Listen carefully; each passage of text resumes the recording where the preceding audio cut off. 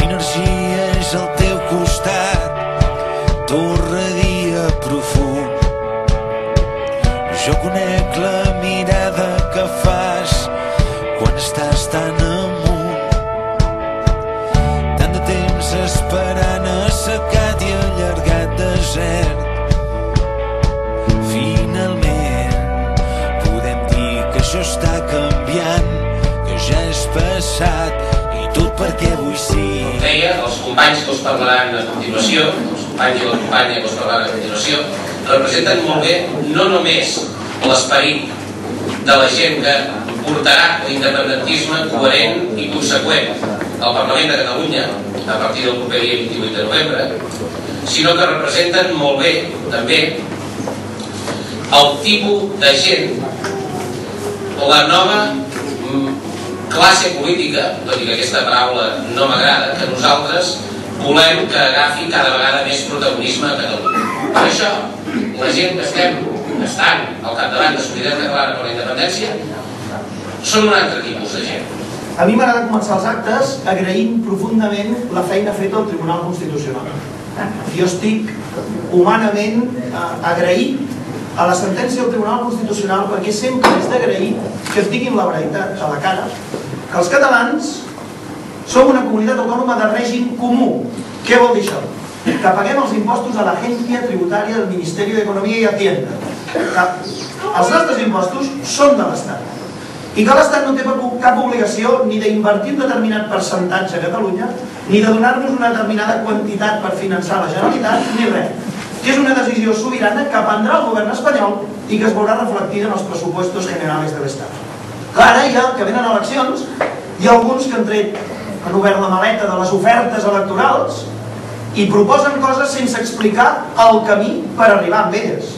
I el camí de tenir un concert econòmic és la reforma de la Constitució. I al nostre entendre aquí tornem a entrar amb l'error que els catalans han comès durant segles, que anant a pidolar i a demanar i a aconseguir la complicitat, el bon rotllo, la comprensió, la generositat d'Espanya, no obtindrem res. Què més necessitem? Si ens ho hem fotut per escrit, què més cal per tenir-ho clar?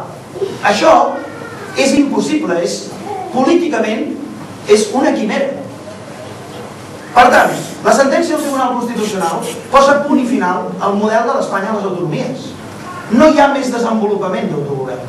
Els catalans no podem avançar més. Ens diuen que el que hi ha és això. I això és el que hi haurà sempre, perquè la Constitució és la que hi ha i s'interpreta d'aquella manera i està publicat en una sentència. Per tant, aquí només hi ha dues opcions. O això ho vius de manera entusiasta, content i dius, hòstia, és sensacional ser espanyol, que decideixin a Madrid per mi, jo els envio uns diners i que ells se'ls gastin on vulguin, perquè jo soc feliç d'aquesta manera, que és el model del PP i dels Ciutadans, és el model unionista, el model constitucionalista, és una opció. Hi ha una altra opció, que és la que fins ara ha governat i ha tingut l'hegemonia a Catalunya en diferents versions, que és l'autonomisme. Es diu, bueno, anirem aquí, però anirem a Madrid, i si fan falta uns vots, jo li votaré això i a canvi trauré un pessiguet. Per terme mitjà, els catalans som un 7,5% més pobres ara que fa 8 anys. L'Estat inverteix a Catalunya per càpita el 31% menys que la mitjana de l'Estat. Els nostres estudiants són el 17% d'estudiants de l'Estat espanyol i només rebem el 8% de les beques. Nosaltres el que us proposem és trencar amb la legalitat espanyola vigent i construir entre tots, amb la suma de les nostres voluntats democràticament, una nova legalitat, la legalitat catalana, que crea l'Estat català, la República Catalana, dins de la Unió Europea. Òbviament, el conflicte, el sideral que aquí es muntaria seria brutal. I tot el món ho sabria en temps real. Us imagineu per un moment les conseqüències que tindria que Joan Laporta, expresident del Barça, conegut arreu del món, declara la independència de Catalunya, país que rep 25 milions de turistes a l'any, que té més de 2.500 seus d'empreses de tot el món i per tant amb directius que truquen a casa, que tenen contactes en els seus països d'origen, amb una ciutat com Barcelona que ha fet uns jocs i que té el Barça, i mai millor dit en aquest espai que estem, el primer club del món amb més de 130 milions de seguidors. Això no és una cosa que passa al Congo o que passa a l'Afganistan que ningú se n'assabenta. això passaria al centre del món civilitzat. Si estiguéssim al segle XIX, us diria, ho tenim malament, perquè ens enviaran l'exèrcit i ens la fotran. Ara això no pot passar. La Unió Europea és un espai de pau. Cap país pot represaliar els seus ciutadans, perquè el farien fora.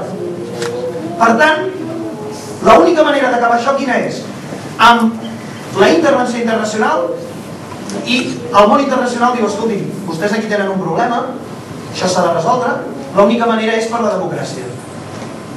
Donem la veu als ciutadans i la gent d'aquest país que decideixi què vol. El referèndum és el final del procés. El referèndum és l'instrument que la comunitat internacional valida com a mecanisme per resoldre el conflicte obert.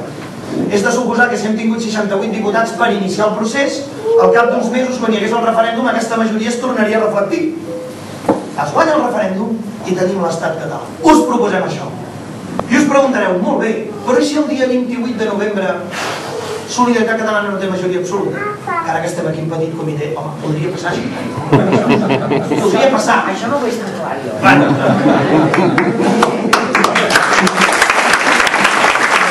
Si nosaltres no tenim majoria absoluta, doncs que no col·laborarem a l'estafa que s'està fent al poble de Catalunya. No participarem en cap govern autonomista. No votarem la investidura de cap president de la Generalitat que no estigui per iniciar un procés d'independència ara, en aquesta legislatura. I per què no pot ser, senyor Jordi Pujol, això de la independència? Doncs miri, jo li explicaré a vostè. No pot ser perquè hi ha l'exèrcit espanyol a darrere que ens ho impedeix. Avui en dia estem dins de la Unió Europea. L'exèrcit espanyol ja no pot atacar-nos. Som ciutadans europeus, igual que ho són la gent de París o la gent d'Amsterdam. No ens poden atacar en el cor d'Europa, no poden fer el colpisme militar que tenen previst de tota la vida. No tingueu por, que en aquest sentit no hi ha res a fer. I després diu el Jordi Pujol, que jo l'he sentit en 10.000 conferències i l'he llegit tots els llibres.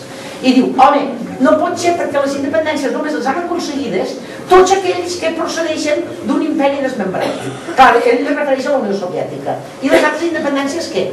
Noruega, de quin imperi desmembrat procedeix? Per exemple, quines bestieses. I quin imperi s'ha desmembrat quan Escòcia reclama la independència? Tant és així que últimament diu, bé, d'acord, la independència sí que és possible, però estem bé dins d'Espanya. És a dir, els agrada l'autonomisme perquè se senten còmodes dins d'Espanya. Després hi ha uns altres, que són els independentistes purs. Aquells són tan purs que en punt comença a sentir el carro, no, aquest carro no m'agrada, perquè aquest carro hauria de ser en les rodes en la fusta més ben feta. O el que porta el carro no m'agrada, perquè és un frívol, o perquè és no sé què. Mai els agradarà cap carro. Són com aquells pares possessius que mai els agrada cap dels nòvios de la filla, perquè el que volen és que tingui nòvios. Progressistes i conservadors, i queden tots. Jo confio que guanyen els progressistes, però, Però vull dir que els espanyols que visquin aquí, quan diuen, ¿y qué haréis con nosotros? Com va preguntar un senyor molt important, un escriptor molt important de Catalunya, que escriu en castellà. I diu, és que és el senyor Fèlix de Zula.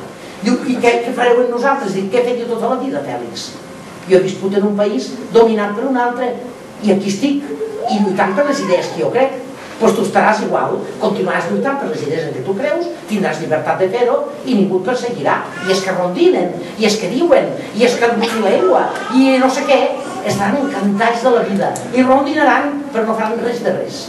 Estaran desactivats. Per tant, visca Catalunya lliure i per sempre. Fa més de 30 anys, però nosaltres som el canvi a aquestes estructures, aquest intent d'esclafar el país i que ha portat el país a la misèria i a la ruïna moral, econòmica, cultural i de tot ordre. El 28 de novembre aquest moviment social, aquest moviment entusiàstic dipositarà vots a les urnes i Solidaritat Catalana per la Independència, aquesta coalició de partits que plega des de liberals fins a progressistes, aquesta coalició de partits que fins i tot inclou el Partit Socialista d'Alliberament Nacional, el partit clàssic de l'independentisme, arribarà al Parlament de Catalunya amb força i proclamarà la llibertat de Catalunya. No en tingueu cap dubte de Catalunya. És un poble que heu patit tot el cost d'un fals desenvolupament econòmic i no heu rebut cap benefici. Heu patit el cost d'una industrialització voraç respecte a la qual vosaltres no teniu cap engruna de desenvolupament propi. Patiu les incineradores, patiu el menyspreu pels productes de la terra que caracteritza l'activitat política al Parlament de Catalunya, que han menyspreat l'activitat dels nostres pagesos i l'estima per la terra.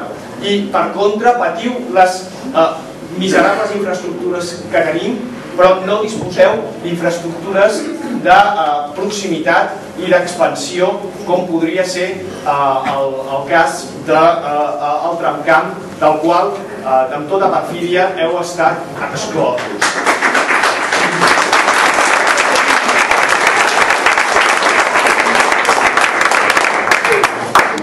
Evidentment, en una Catalunya rica com la que serà la Catalunya independent, amb una Catalunya amb aquests 22.000 milions d'euros que se'n van a l'estat espanyol i no tornen, amb aquesta Catalunya que recuperem els recursos que produïm aquí per destinar-los al benestar.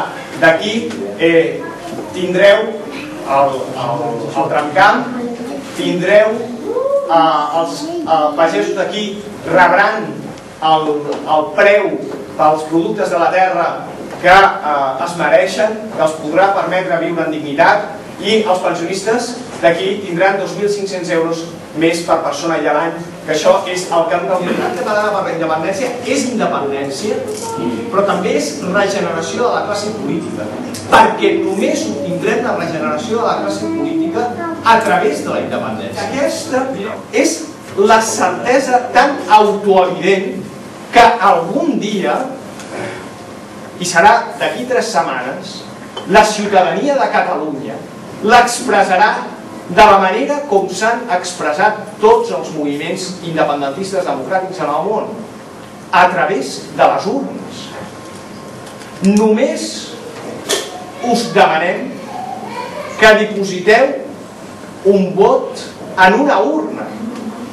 Al segle XIX, els nostres avantpassats morien per la llibertat, i al segle XVIII també, i al segle XX hi ha hagut 2 dictadures i una guerra civil.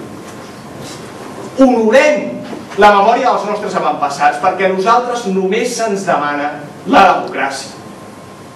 La democràcia i el benestar.